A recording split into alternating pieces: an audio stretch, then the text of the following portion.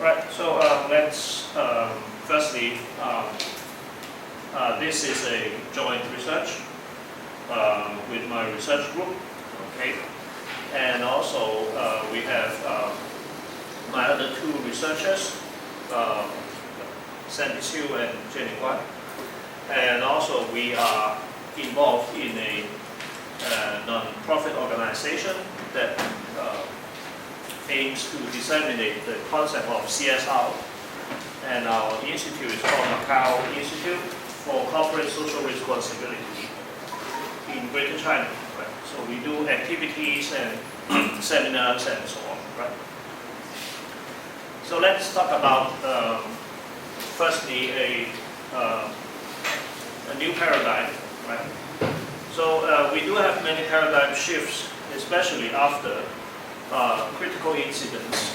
So if you still, I think you will not forget the catastrophe of Typhoon Hato in 2017, which has caused a lot of damages.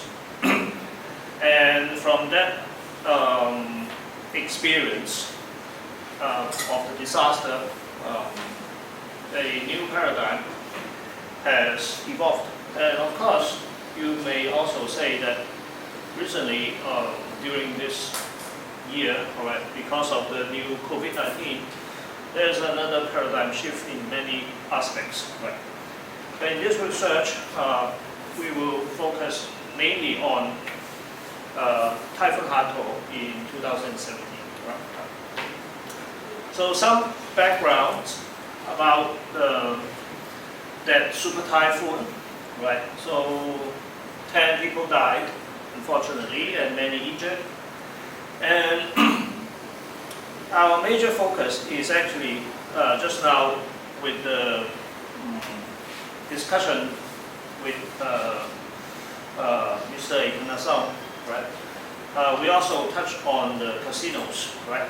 So that lays a very good background for my presentation here, right?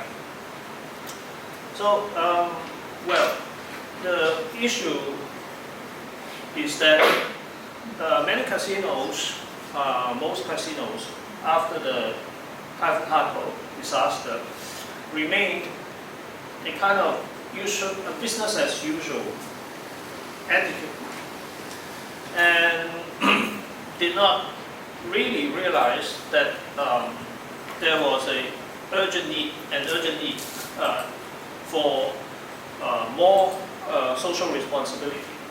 Okay? So as a result, many negative comments from various stakeholders came out, and we wanted to actually look at what were the reactions and responses of those casinos in relation to this disaster, right?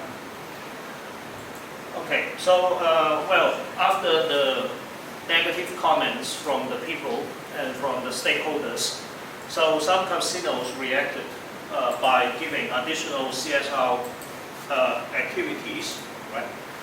And well, in terms of theory, so the theory that we employ is, well, basically very popularly applied in CSR studies is the organizational legitimacy, because, well, the basic idea of this theory is that when an organization does not go in line with the bigger or more, the larger, right, the social norm, right?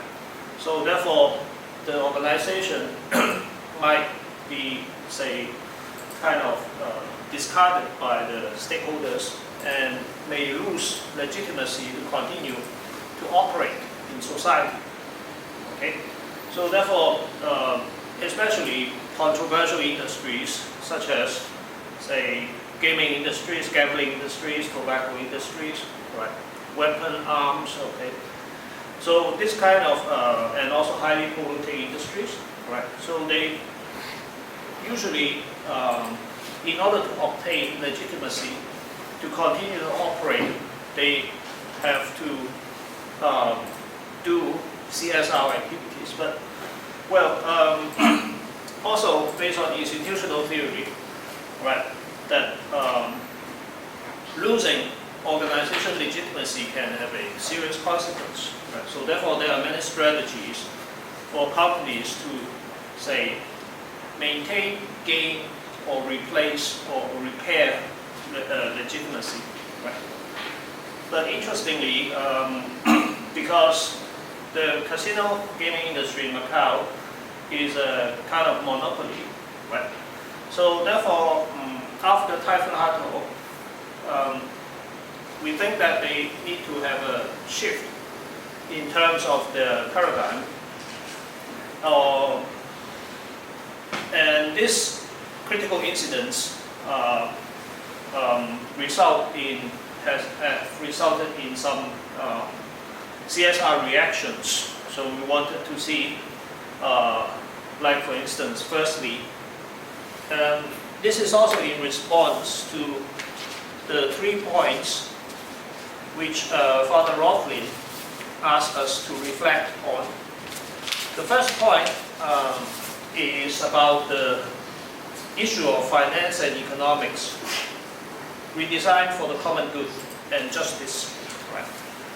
So in terms of the gaming industry, we can look at the, say, evolution. Here you have a roadmap from the liberalization of the gaming industry until the introduction of, say, the individual travel scheme from China, and then the SARS outbreak, global financial crisis, and then the strong anti-corruption campaign from the Chinese government, and very importantly, in 2015 there was an interim review of the gaming industry. And then Typhoon Hato, and now COVID-19, right? So it looks like that after so many important changes, many casinos and gaming companies still employ a kind of business as usual type of attitude towards the situation. So therefore, like I mentioned, that the first point, right? Our research is focused actually on the perceptions of the stakeholders and the casino operators, right? And to look at the disparity, the gap, right? There must be a kind of crack, right? And in light of, say, relieving emergency conditions in the Macau community, so we particularly are interested in looking at how did the big six casinos, right? What did they do to? Just now I briefly introduced the theoretical basis is that legitimacy has to be repaired or recovered, right?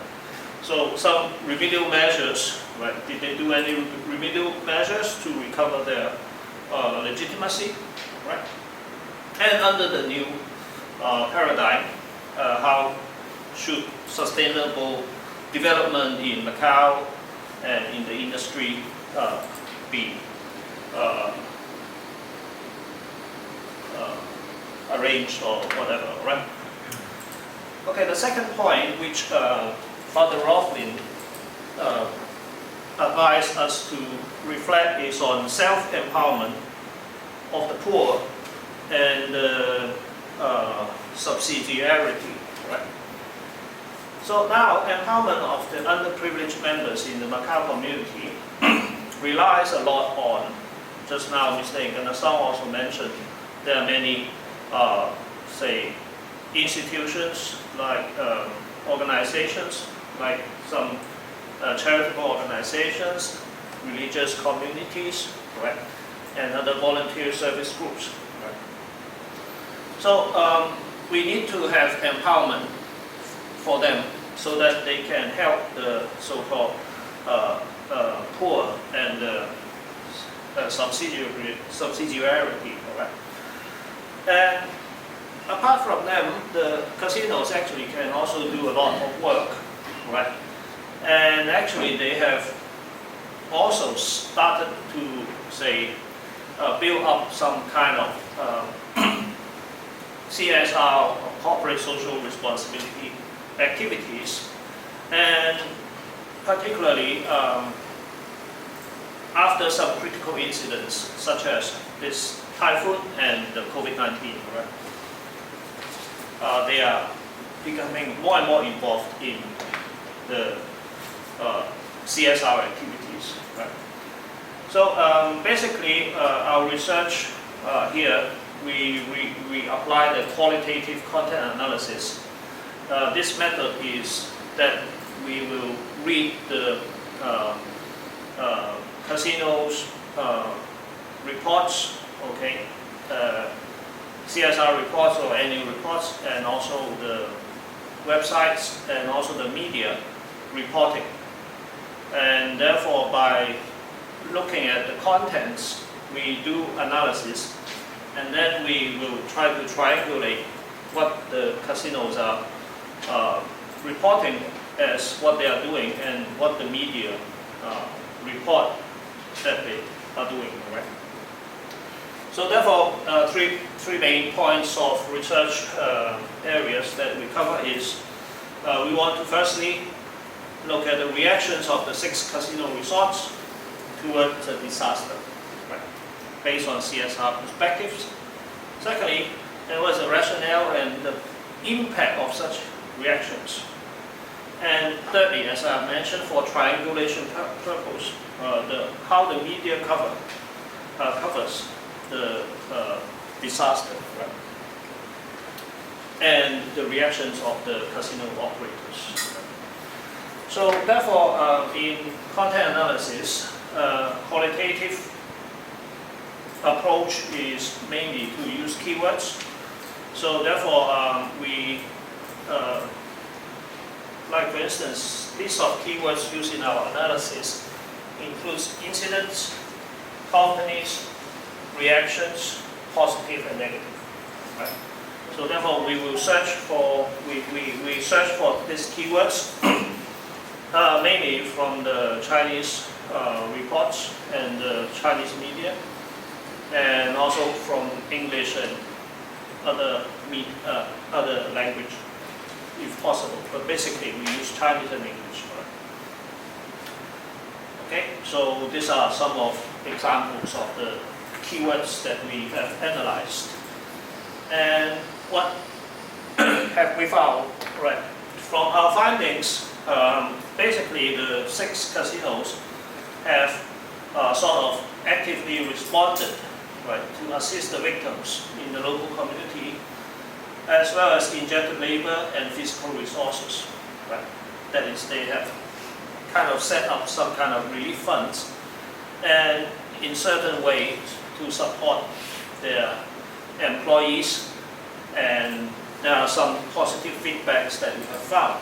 Correct. In terms of donation and community, the 6th company also responded positively. However, as many of you may know, that there were some negative comments, especially in terms of employee benefits, right? Like inconsiderate treatment of their employees and some rather unreasonable requirements from the operators on the workers and so on. Right? As to, well, we did not collect for the Typhoon Hato research the quantity of resources which they have engaged in the response to the disaster. This is something that we are doing with COVID-19. We are having another research, and that we will also collect not only the qualitative information, but also a lot of quantitative information. Right, so the third point is Father Rothlin advised us to look into is about environment and prudence. Right? So in Macau, actually, we are becoming more and more aware of the limited resources, right? And especially after Typhoon Hato and several other typhoon incidents, there are some triggers that have made people become more and more aware about this climate change matters. And industry operators, including the gaming industry, right, are also becoming more and more aware of the importance of, say, sustainable development goals, right? Many casino operators, they report their CSR using GRI, that is to say, some global international reporting standards. And also some of them are involved a lot in, becoming more and more involved in, say, carbon disclosure, food waste management, water management, and so on. Right? So with this increasing awareness, we are looking into a new way of thinking that we may conclude that the operators might have learned after the Typhoon Hato and becoming more and more aware and investing more in terms of social responsibility.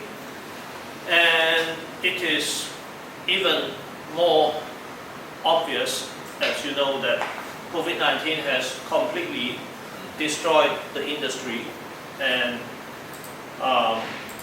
we need some time for the recovery. And the recovery will not be only a matter of income, gaining income, but also a matter of, say, how to make the industry sustainable and be socially responsible. Right? So, and also nowadays, just now I mentioned about the importance of the media, right? So nowadays, instant response online through many social media, right, can immediately reflect what they are doing and what they are not doing, and people can easily know that whether they are socially responsible enough or not, right? So therefore, we hope that this study is able to extend our views by letting more general public people understand the reaction, okay, of the operators when critical incidents happen. Right? And just for your information, that our paper has been published in one related paper is about how the operators can actually use CSR to create values, right? Especially controversial industries like gambling industries. And as I've mentioned, that we are continuing our research using the case of COVID-19 in a more sociological way, and also using content analysis kind of research method. So I hope that maybe later on we can also share our research findings with you again. Right? So thank you very much for your